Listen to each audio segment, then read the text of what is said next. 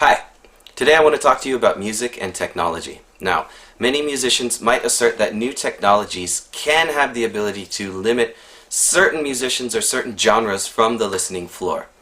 Take Gene Simmons, for example. In a recent article, he said that rock is dead. Rock is dead.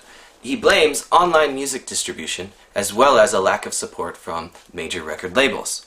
However, I think that new technologies actually drive the evolution of music, advancing it rather than hindering it. Now, historically, new technologies do initially benefit the chosen few, but ultimately they inspire true musicians to either circumvent or utilize that technology in new or unintended ways. One of the greatest technologies available to musicians today is, of course, online audio distribution. This ability to easily reach the masses is empowering.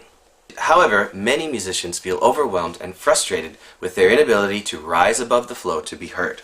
But in the eyes, hearts, and hands of truly great musicians, this is not an obstacle, it's an opportunity.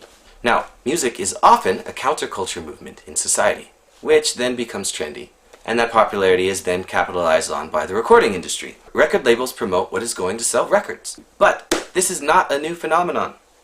Let's take a look back in history at how newly developed technologies changed the music industry and ultimately pushed musicians to new heights. Jazz and the radio. The birthplace of jazz is widely credited as New Orleans. The hot jazz sound soon spread and eventually reached the East Coast. Jazz found a new center in Harlem, where swing music soon became a mainstream popular trend. Essentially, a bunch of white dudes, this is generally speaking of course, took over and made jazz accessible to the white masses. Now, there are many factors that help this along, but one of the most widely noted is advancements in radio. This new technology had the power to skyrocket a chosen few musicians into superstardom.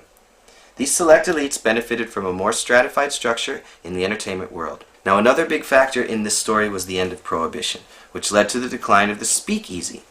Hot jazz bands, especially with African American musicians, filled these speakeasies with music to drink and dance to. Now, what happened was big band acts led by the likes of Benny Goodman, a white dude, and Duke Ellington, not a white dude. They started filling up larger venues with a more mainstream style of jazz, typically called swing or big band. This led to a kind of demystification of jazz ambience and culture. You can read more about it in this guy's book.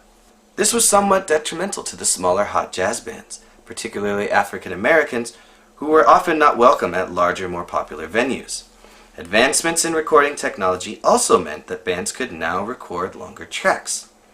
With jazz music more accessible on the radio and more acceptable to the public, especially the white public, swing music became a craze. So, jazz music died, right? No, Gene Simmons, it didn't die. It evolved. Essentially, what happened was a bunch of incredibly talented musicians, a majority of them black, decided to create a new and more intricate form of jazz. Bebop was born as a counter-movement. Innovators like Charlie Parker, Dizzy Gillespie, Thelonious Monk, Clifford Brown, and Max Roach did not just lie down and accept defeat. They changed the face of music to come. Now, online music distribution and social media allow artists to freely distribute and promote their music. The recording industry is scrambling and are in turn changing online distribution. Some say free music on sites like SoundCloud is over. Record labels will push to eliminate free sharing to ensure that musicians, but mostly labels, get paid. But has this stopped the progression of music from evolving? No. If anything, it is a driving force for the further evolution of music. If the example I have discussed today is any indication, musicians always find a way. Life finds a way. They find a way to subvert the mainstream and create something new and original. The point is, music doesn't stop. How we listen to it and how we access it may change. We may have to guerrilla our way through a lot of bright lights and red tape, but that's what music and counterculture is all about. Go against the system.